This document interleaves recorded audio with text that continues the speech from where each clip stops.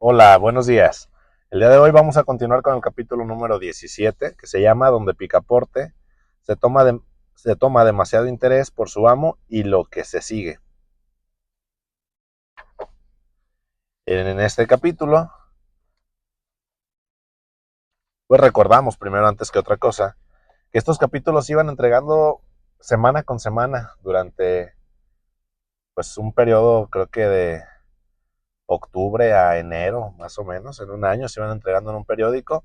Julio Verne iba entregando estas tomas eh, de manera pues pausada, y la gente pues iba quedando enganchada en los capítulos anteriores y se les iba dando seguimiento. Entonces eso pues dio una expectativa pues padre de cómo iba avanzando la historia y de cómo se iba eh, pues dando el comportamiento de cada uno de los personajes. eh, y vamos a retomar que recordamos el nombre, que es Donde Picaporte se toma demasiado interés por su amo y lo que se sigue. Hong Kong no es más que un islote cuya posesión quedó asegurada para la Inglaterra en el Tratado de Nankín después de la guerra de 1842. En pocos años, el genio colonizador de la Gran Bretaña había fundado allí una ciudad importante y creado un puerto, el Puerto Victoria. La isla se halla situada en la desembocadura del río de Cantón, habiendo solamente 60 millas hasta la ciudad portuguesa de Macao, construida en la ribera opuesta.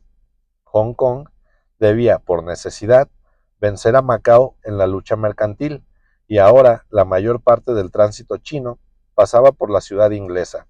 Los docks, los hospitales, los muelles, los depósitos, una catedral gótica, la casa del gobernador, calles empedradas, todo haría creer que una de las ciudades de los condados de Kent o de su rey, atravesando el esferoide terrestre, se ha trasladado a ese punto de la China casi en todas las antípodas. Picaporte se dirigió con las manos metidas en los bolsillos hacia el puerto Victoria, mirando los palanquines, las carretillas de vela, todavía usadas en el celeste imperio, y toda aquella muchedumbre de chinos, japoneses y europeos que se apiñaba en las calles. Con poca diferencia, aquello era todavía muy parecido a Bombay, Calcuta o Singapur. Hay rastro de ciudades inglesas así alrededor del mundo. Picaporte llegó al puerto Victoria. Allí, en la desembocadura del río de Cantón, que ahora se llama Río de las Perlas, había un hormiguero de buques de todas las naciones: ingleses, franceses, americanos, holandeses, navíos de guerra y mercantes, embarcaciones japonesas, chinas, juncos, sempas, tancas y barcos que formaban jardines flotantes sobre las aguas. Paseándose, Picaporte observó cierto número de indígenas vestidos de amarillo, muy avanzados de edad, habiendo entrado en una barbería china para hacerse afeitar a lo chino. Supo por el barbero, que hablaba bastante bien el inglés, que aquellos ancianos pasaban todos de 80 años, porque al llegar a esta edad tenían el privilegio de vestir de amarillo, que es el color imperial. A Picaporte le pareció esto muy chistoso, sin saber por qué. Después de afeitarse, se fue al muelle del embarque del Carnatic, y allí vio a Fix, que se paseaba de arriba a abajo y viceversa, de lo cual no se extrañó, pero el inspector de policía dejaba ver en su semblante muestras de un despecho vivísimo. Bueno, esto va mal para los caballeros del Reforma Club, dijo Picaporte, y salió al encuentro de Fix con su alegre sonrisa, sin aparentar que notaba la inquietud de su compañero. Ahora bien, el agente tenía buenas razones para echar pestes contra el infernal azar que le perseguía. No había llegado la orden de arresto. Era evidente que ésta corría tras él, y no podía alcanzarle si no permanecía algunos días en la ciudad. Y como Hong Kong era la última tierra inglesa del trayecto, Mr. Fogg se le iba a escapar definitivamente si no lograba detenerle. Y bien, señor Fix, ¿está decidido a venir con nosotros a América?, preguntó Picaporte. Sí, respondió Fix, apretando los dientes. Enhorabuena, exclamó Picaporte, soltando una ruidosa carcajada. Bien sabía yo que no podría separarse de nosotros. Vamos a sacar los pasajes. Y ambos entraron en el despacho de los transportes marítimos, tomando camarotes para 4 personas. El empleado les advirtió que, estando concluidas las reparaciones del Carnatic, se partiría aquella misma noche a las 8, y no al siguiente día como se había anunciado. Muy bien, dijo Picaporte. Esto no vendrá mal a mi amo, voy a avisarle. En aquel momento, Fix tomó una resolución extrema. Resolvió decírselo todo a Picaporte. Era este el único medio de retener a Phileas Fogg durante algunos días en Hong Kong. Al salir del despacho, Fix invitó a su compañero a una taberna. Picaporte tenía tiempo y aceptó. Había en el muelle una taberna de atractivo aspecto. Entraron. Era una extensa sala bien adornada. En el fondo, había una tarima de campaña guarnecida de almohadas donde dormían varias personas en desorden. Unos 30 consumidores ocupaban en la gran sala unas mesitas de junco tejido. Los unos vaciaban pintas de cerveza inglesa, ale o porter. Los otros, copas de licores, gin o brandy. Además, muchos fumaban largas pipas de barro colorado, llenas de bolitas de opio mezcladas con esencia de rosa.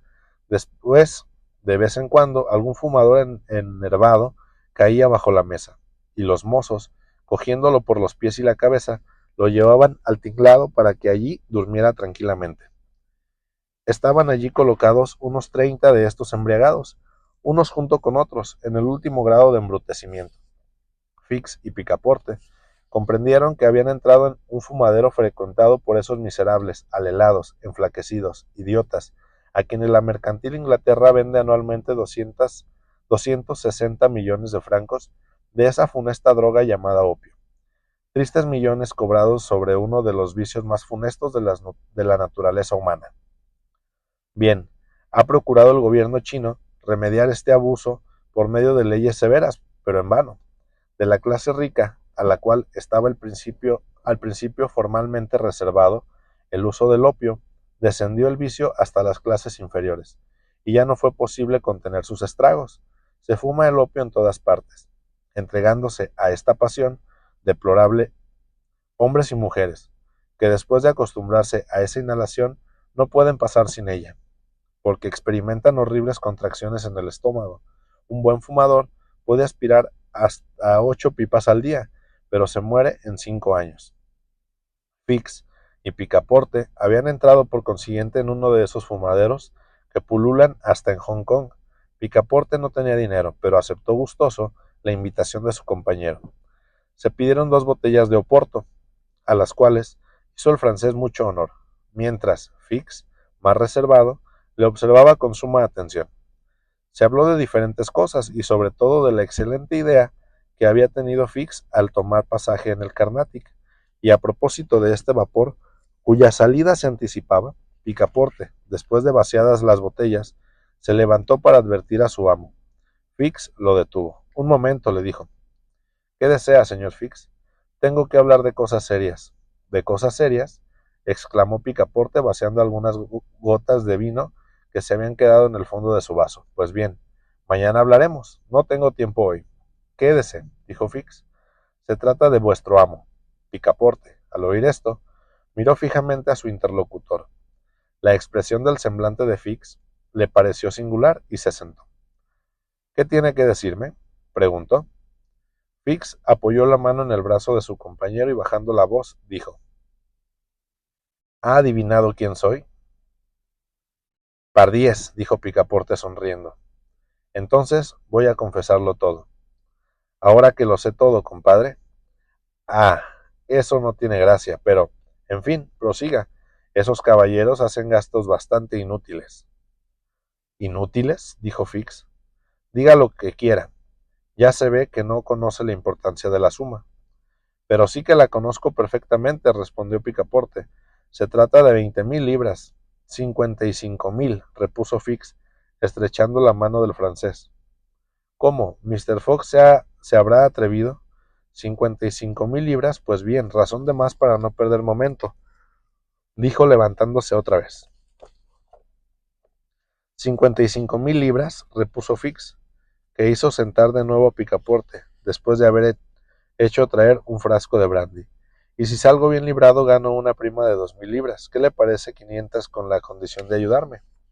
¿Ayudarle? Exclamó Picaporte, cuyos ojos se abrían desmesuradamente. Sí, ayudarme a detener a Mr. Fogg durante algunos días en Hong Kong. ¿Eh? ¿Qué está diciendo? ¿Cómo? No contentos con hacer seguir a mi amo, dudando de su lealtad, esos caballeros quieren además obstaculizarle. ¡Qué vergüenza! ¿Qué quiere decir? Preguntó Fix.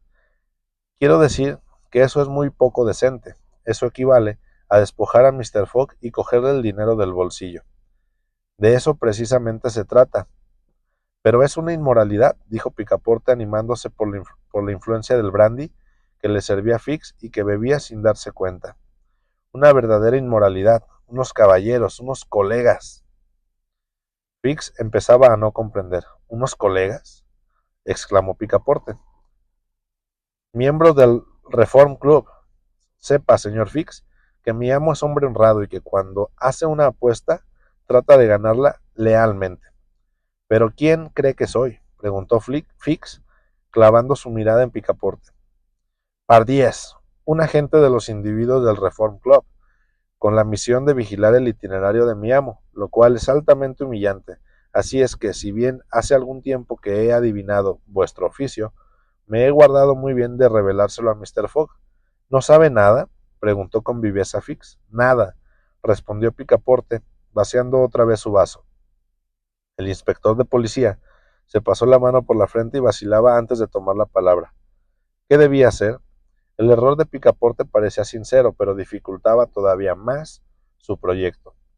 Era evidente que el muchacho hablaba con absoluta buena fe y que no era cómplice de su amo, lo cual hubiera podido recelar Fix. Pues bien, dijo, puesto que no es cómplice suyo, me ayudará. El agente se había afirmado en su resolución y, por otra parte, no había tiempo que perder. A toda costa era necesario prender a Fogg en Hong Kong. Escuche, dijo Fix. Escuche bien. Yo no soy lo que se supone, es decir, un agente del Reform Club. Bah, dijo Picaporte mirándole con aire burlón. Soy un inspector de policía, encargado de una misión metropolitana.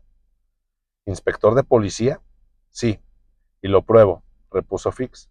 Mi título. Y el agente, sacando un papel de la cartera, enseñó a su compañero un nombramiento firmado por el director de la Policía Central. Picaporte miraba atónito a Fix, sin poder articular una sola palabra.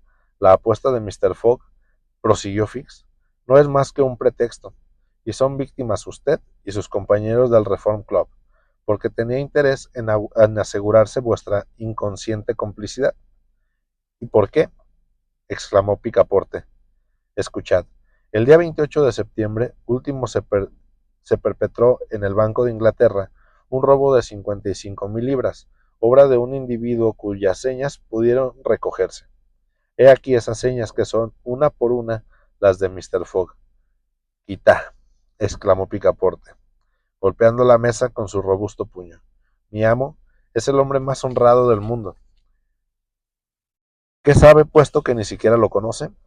Ha entrado a servirle el día de su partida y se marchó precipitadamente con ese pretexto insensato, sin equipaje y llevándose una gruesa suma. ¿Y se atreve a sostener que es hombre de bien? Sí, dijo maquinalmente el pobre mozo. ¿Desea, pues, que le prendan como cómplice suyo? Picaporte se había asido la cabeza con ambas manos. No parecía el mismo, pero se atrevía a mirar al inspector de policía. Phileas Fogg, ladrón, el salvador de Aouda, el hombre generoso y valiente, y sin embargo, ¿cuántas presunciones contra él? Picaporte trataba de rechazar las sospechas que invadían su entendimiento. No quería creer en la culpabilidad de su amo. En fin, ¿qué quiere de mí? Preguntó el agente de policía, dominando su nerviosismo con un esfuerzo supremo. He seguido a Mr. Fogg hasta aquí, pero no he recibido todavía el mandamiento de prisión que he pedido de Londres. Es necesario que me ayude a detenerle en Hong Kong. ¿Yo? Y nos repartiremos la prima de 2000 libras prometidas por el Banco de Inglaterra. Jamás, respondió Picaporte, que se que se quiso levantar y volvió a caer, sintiendo que su corazón y sus fuerzas faltaban a un tiempo. Señor Fix, dijo tartamudeando, aun cuando fuese verdad, todo lo que me ha dicho, aun cuando mi amo fuese el ladrón que busca, lo cual niego, he estado, estoy a su servicio. Es bueno y generoso. ¿Venderlo? Jamás. No, ni por todo el oro del mundo. Soy de un lugar donde no se come pan de esa especie. ¿Se niega? Me niego. Supongamos que nada he dicho, respondió Fix, y bebamos. Sí, bebamos. Picaporte se sentía cada vez más invadido por la embriaguez. Comprendió Fix que era necesario a toda costa separarlo de su amo. Quiso rematarle. Había sobre la mesa algunas pipas cargadas de opio. Fix puso una en manos de Picaporte, que la tomó, la llevó a los labios, la encendió, respiró algunas bocanadas y cayó con la cabeza aturdida bajo la influencia del narcótico. En fin, dijo Fix, al ver a Picaporte anonadado, Mr. Fogg no recibirá el aviso de la salida del Carnatic a tiempo, y si parte, al menos, se irá sin ese maldito francés. Y luego salió, después de haber pagado. Y así termina el capítulo número 19, donde continúa la cacería de Mr. Fogg de parte de Fix, y parece ser que pues le ha dado un buen golpe a su itinerario, ya que se retrasará por algunas horas su salida de Hong Kong. Pero continuaremos buscando más, pues más capítulos y más información para ver en qué continúa esta historia. Nos vemos, hasta luego. Adiós.